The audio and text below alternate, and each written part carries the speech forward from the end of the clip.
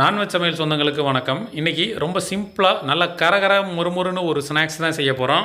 Evening tea டைமில் நல்ல முறுமுறுன்னு சாப்பிட்றதுக்கும் ஸ்கூல் பிள்ளைங்களுக்கு ஸ்நாக்ஸ் பாக்ஸில் கொடுத்து விட்றதுக்கும் இந்த ஸ்நாக்ஸ் ரொம்ப சூப்பராக இருக்கும். அதனால் கண்டிப்பாக மிஸ் பண்ணிடாமல் உங்கள் வீட்டு குழந்தைங்களுக்கு இதே மாதிரி ஸ்நாக்ஸ் செஞ்சு கொடுங்க. நல்லா சூப்பராக அருமையாக இருக்கும். அந்த மாதிரி ஸ்நாக்ஸ் பண்ணுறதுக்கு ஒரு மிக்சிங் பவுலில் எடுத்துகிட்டு கார்ன்ஃப்ளவர் மாவு 1 கப்பு, அதாவது இந்த மெஷர்மெண்ட்டில் 1 கப்பு கார்ன்ஃப்ளவர் மாவு எடுத்துக்கோங்க.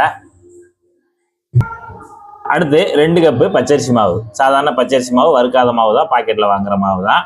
அது வந்து ஒரு 2 கப்பு எடுத்துருக்கோம். அதையும் நம்ம இந்த கார்ன்ஃப்ளவர் மாவோடு சேர்த்துக்கலாம்.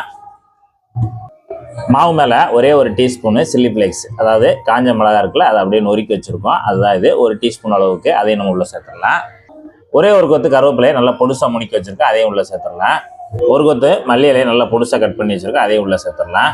தேவையான உப்பு ஒரு 1/4 டீஸ்பூன் தூள் உப்பு, சீரகம் ஒரு 1/2 டீஸ்பூனு, வெள்ளை எள்ளு கருப்பு எள்ளு எதுனாலும் பரவாயில்ல 1 டீஸ்பூன் சேர்த்துக்கோங்க. 1 டீஸ்பூனு 65 மசாலா சேர்த்துருக்கோம். சூப்பராக இருக்கும் டேஸ்ட்டு இந்த ஸ்நாக்ஸுக்கு.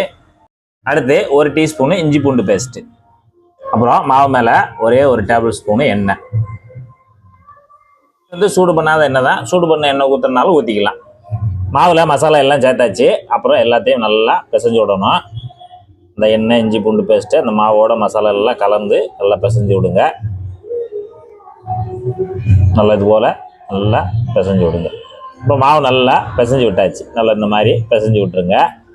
இப்போ நம்ம மாவு பிசைஞ்சு வச்சுட்டோம். இப்போ வந்து இதில் தண்ணி சேர்க்கணும். தண்ணி வந்து நம்ம சுடு தண்ணி தான் சேர்க்க போகிறோம். சுடு தண்ணி வந்து ஒரு 1.5 கப்பு போல் சேர்க்கணும். நான் இப்போ 1 கப்பு சேர்க்குறேன். தண்ணி நீங்கள் ஒரு 1/2 லிட்டரை வந்து தனியாக சுட வச்சு வச்சுக்கோங்க. நல்லா சூடாக்கி வச்சுக்கோங்க.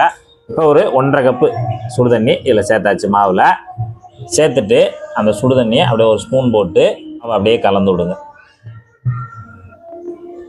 நல்லா சூடான தண்ணி, அதனால் ஒரு ஸ்பூன் போட்டு நல்லா மாவை கலந்து விடுங்க. அப்போ நமக்கு லேசான ஒரு சூடு குறைஞ்ச உடனே நம்ம பிசைஞ்சிக்கலாம். இப்போ நம்ம ஊற்றின அந்த சுடு தண்ணி எல்லாமே நல்லா உறிஞ்சிருச்சு. உறிஞ்சிட்டு நல்லா இந்த பதத்துக்கு வரும். இப்போ நமக்கு லேசாக சூடு ஆற விட்டுக்கோங்க. ஏன்னா நம்ம வந்து பிசையணும். கை வச்சு பிசையும் போது எந்த அளவுக்கு சூடு பொறுக்குமோ அந்த அளவுக்கு லேசாக ஆற விட்டுட்டு நம்ம பிசைஞ்சிக்கலாம். இப்போ நமக்கு சூடு கொஞ்சம் கை பிசைகிற அளவுக்கு இருக்குது, அதனால் நம்ம இதை பிசைஞ்சு விட்டுறணும். 1.5 கப்பு தண்ணி சுடு தண்ணி ஊற்றினால அதுவே நமக்கு சரியான அளவில் இருக்குது. அதனால் தண்ணி எதுவும் தேவையில்லை. இப்போ இதை நல்லா பிசைஞ்சு விட்டு உருட்டிடுங்க. மாவு நல்லா பக்குவமாக பிசைஞ்சாச்சு. மாவோட பக்குவம் பார்த்தீங்கன்னா இந்த மாதிரி நல்லா சப்பாத்தி மாவு பதத்துக்கு இருக்கணும். இந்த மாதிரி லேசாக விரல் வச்சா பதிகிற அளவுக்கு இருந்தால் போதும். ரொம்ப நெடுநெடுன்னு இருக்கக்கூடாது, ரொம்ப ஹார்டாக இருக்கக்கூடாது, இந்த அளவுக்கு இருக்கணும். இப்போ இது மேலே மாவு காயாமல் இருக்கிறதுக்கு லேசாக எண்ணெயை தொட்டுட்டு மேலே தடவி விட்டுருங்க. இப்போ நம்ம நல்லா மாவில் எண்ணெயை தடவி விட்டுட்டு ஒரு 10 நிமிஷம் இது ஊறட்டும். நல்லா ஊறி வரட்டும். ஒரு மூடி போட்டு ஊற வச்சுக்கலாம். மாவு நமக்கு ஒரு 10 நிமிஷம் நல்லா ஊறிடுச்சு. ஊறின பிறகு அதில் கொஞ்சமாக மாவு எடுங்க. சின்னதாக ஒரு உருண்டை எடுத்துருங்க. சின்னதாக ஒரு உருண்டை எடுத்துகிட்டு ஒரு கட்டிங் டேபிளில் போட்டுக்கணும். நல்லா இது போல் உருண்டை ஆக்கிக்கோங்க. நீட்டை வாக்கில் நல்லா தேய்ச்சி விடுங்க. நமக்கு இதே ஒரு 1/2 இன்ச்சு சைஸில் கணத்தில் இருக்கும். இந்த மாதிரி இருக்கும். இந்த கணத்தில் நல்லா இந்த மாதிரி நீட்டை வாக்கில் உருட்டிட்டு இப்போ நம்ம சின்ன சின்ன துண்டுகளாக கட் பண்ணிக்கலாம். இது போல் கிராஸாக ஒரு ஷார்ப்பான கத்தி வச்சுட்டு கட் பண்ணிடலாம். இதே போல் நம்ம அப்படியே ரோல் பண்ணி வச்சுக்கக்கூடிய அந்த மாவை அப்படியே துண்டு துண்டாக கட் பண்ணிடலாம். கட் பண்ணியாச்சு. கட் பண்ணிவிட்டு தனியாக தட்டில் எடுத்து போட்டுருங்க.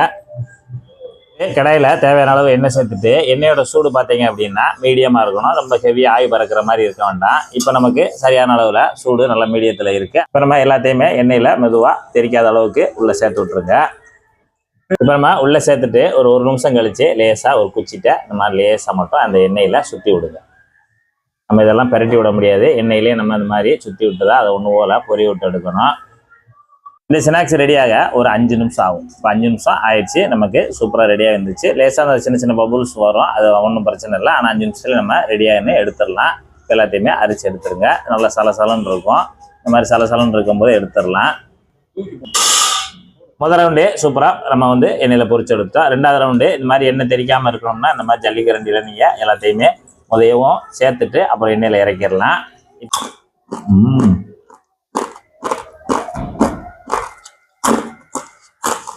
ஆஹா ஆஹா, என்ன ஒரு முறுமுறுப்பு, என்ன ஒரு கரகரப்பு. 65 சிக்கனில் தான் பண்ணணும்னு கிடையாது. இந்த மாதிரி மாவை வச்சு நம்ம சூப்பரான ஒரு 65 செய்து சாப்பிடலாம். ரொம்ப அருமையாக இருக்கும். நல்லா சலசலன்னு மொறு மொறுன்னு அருமையாக இருக்குது. இதை மட்டும் செஞ்சு நம்ம ஒரு டப்பாவில் போட்டு வச்சுக்கிட்டோம்னா டைம் பாஸுக்கு அப்பப்போ எடுத்து சாப்பிடலாம். சூப்பராக இருக்கு. இதே போல இதே மெத்தடில் நீங்களும் ஒரு சூப்பரான 65 ஸ்நாக்ஸ் சாப்பிட்டு பார்த்துட்டு எப்படி வந்துன்றதை மறக்காம கமெண்ட்ல சொல்லுங்க. நன்றி, வணக்கம்.